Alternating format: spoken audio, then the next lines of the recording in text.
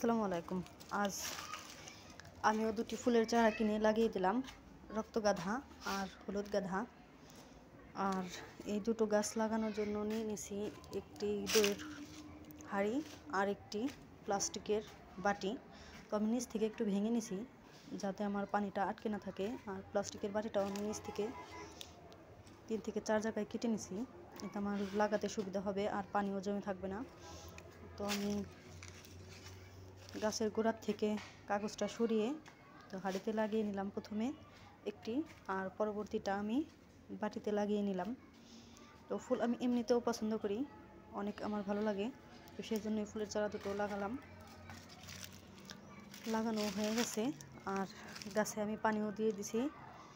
আর গাছ দুটো ভিতর থেকে আমার অল্প কিছু মাটিও বেঁচে গেছে, তো মাটিগুলো আমি রেখে দিছি। তো খোদা হাফেজ, ভালো থাকবেন।